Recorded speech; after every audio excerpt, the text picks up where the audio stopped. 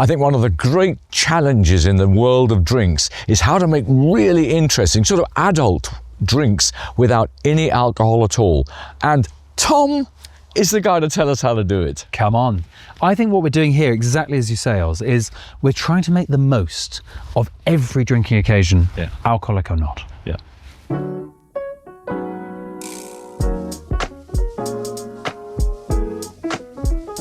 Right, come on, here we go. We've got 3 really beautiful drinks. Each of these in a 750ml bottle. They feel grown up already, right? They're to be shared. They look as though they could be on the wine shelf. Absolutely. Yeah. They're already sort of screaming, you know, share me, open it with friends. Look Sparkling. at this. Look at that colour too, come on.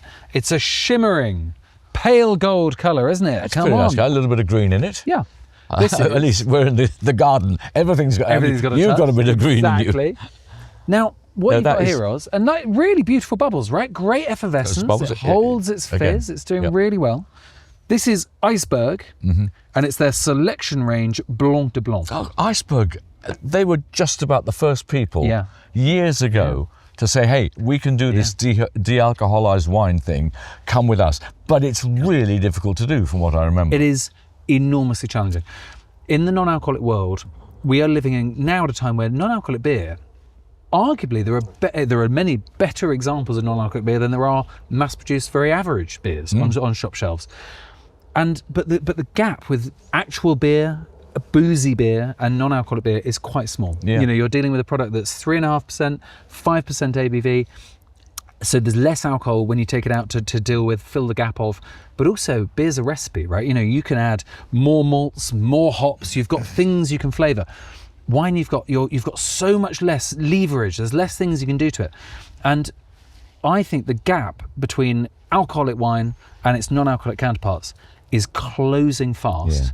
But we have had a previous experience. If people watching have had non-alcoholic wine experience, they go, gosh, never again. You need to be tasting these things relatively regularly because they are moving so fast. Because Iceberg are great. What was the case before was a wine has 13% alcohol. You've got to reduce that to nothing as against the 4% beer. 100%. And they often seem to be too sweet, and the acids seem to be high. 100%. And the texture, you suddenly thought, where's that texture? Now, when you're de-alcoholizing, is texture one of the things that you lose most? Massively so. And alcohol itself has quite a lovely sweetness to it, and it's got richness, it's got weight, it's a full-bodied kind of thing, alcohol. So when you take alcohol out of the mix, you lose a lot of that weight. Things become much thinner, much finer structured, and you lose some of the flavour. And so one of the things they're doing in non-alcoholic wine is they are filling that gap in some way. The historic way of doing it is just sugar. Sugar's got weight, sugar emphasises flavour, chuck it in. That's being used less and less and less. Non-alcoholic wines still have a degree of sugar to them, but it is far less than it used to be.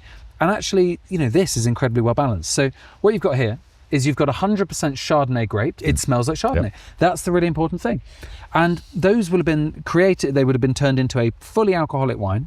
They will have then been put into what's called a vacuum distillation machine. And they increase the pressure. Inside a vacuum within that chamber, they increase the pressure, and boiling point, the boiling point of water or alcohol, like in all distillation, reduces. So instead of having to boil alcohol off at 87 or 78 degrees centigrade, where it begins to evaporate, with the water and the flavour remaining, as long as you keep it below 100 degrees, that doesn't evaporate.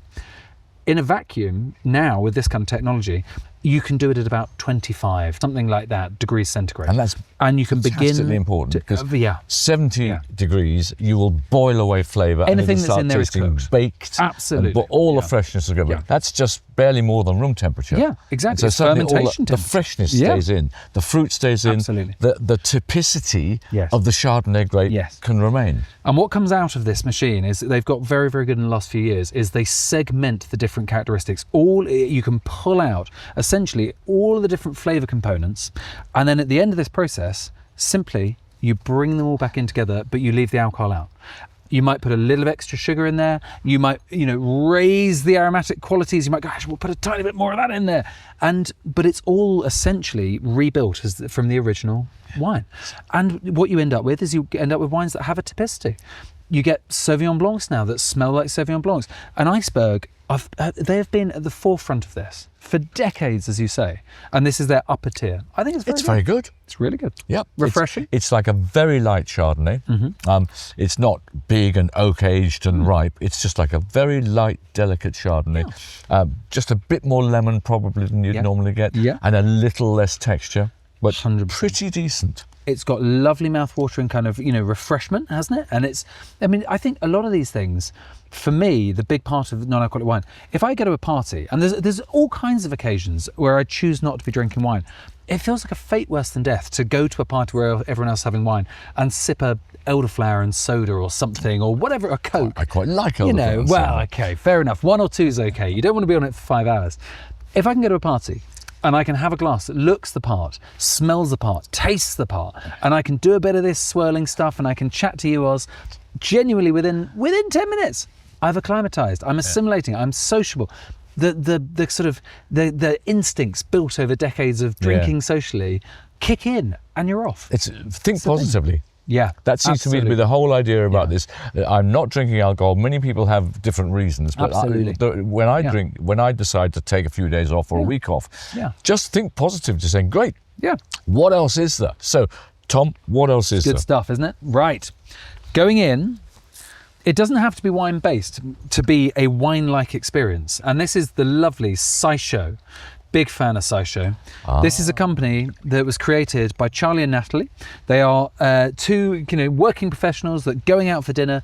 Natalie doesn't drink alcohol. She was sick to the back teeth of watching Charlie have tasting menus of lovely food paired with great wines, and she thought, come on, there's got to be something for me.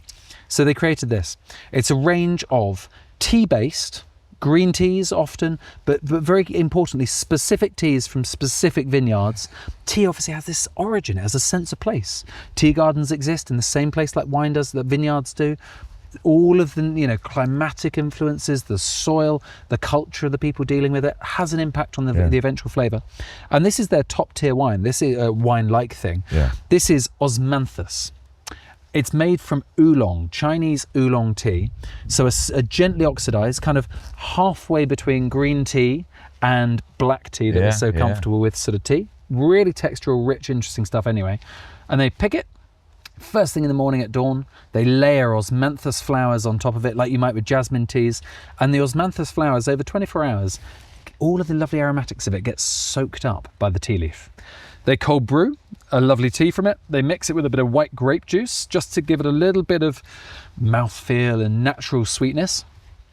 And you're away and have a go at it. And how do they make it sparkle? They carbonate. So they carbonate it. Because I think oolong teas are the most fascinating teas of all. And if I decided to give up alcohol sometime for good, I would become a tea expert. Because 100%. there are thousands. The Chinese tea culture is sensationally interesting. And so many of the rituals and moments and sociable moments that we, because of where we grew up and because of our careers and our lives, associate with alcohol. Tea has the same. It does. Tea has the ability to bring us together. I love this. And I think the Osmanthus, you get that lovely tea tannin, a little bit of grip, you get a bit of bite of freshness. And of course, lovely. 24 hours cold brew is so delicate, so subtle, so soft, so slow that the tannins are drawn out by the heat. Exactly. I can taste the oolong here, but I can hardly feel it. Exactly. And it's really, really special. Fantastic with food. Great to sip on its own. And what I think is quite nice about these is they have a bit of caffeine because the tea has been stewed. And actually, if you go to a party and you're not drinking, everyone else is having a couple of glasses of wine, they get a little bit of an energetic buzz to them. And if you have a glass of something like this with a bit of caffeine, you follow that suit. It gives you just that little bit of pep. It's a nice thing. Frankly, if I was at a party, I could have this instead of sparkling wine. 100%.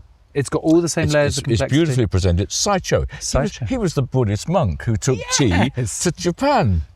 You're all over it. In 865 or something. Come on. Smarty pants to me.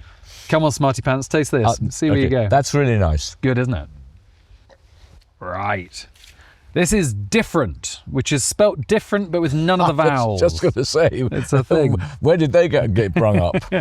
This is they do a number of different in the range. This is called the Tangle Shrub, okay? And it's got flavours like jasmine, elderflower, rosemary. There's all these lifted aromatic qualities to it. Floral, though. Big time. Yeah. Big time. It's basically everything in this garden around us, isn't it? And but there's something sour there as well. Well, so the category of drink that this is tea-based, but unlike Saicho, which is just tea cold brewed, this is fermented.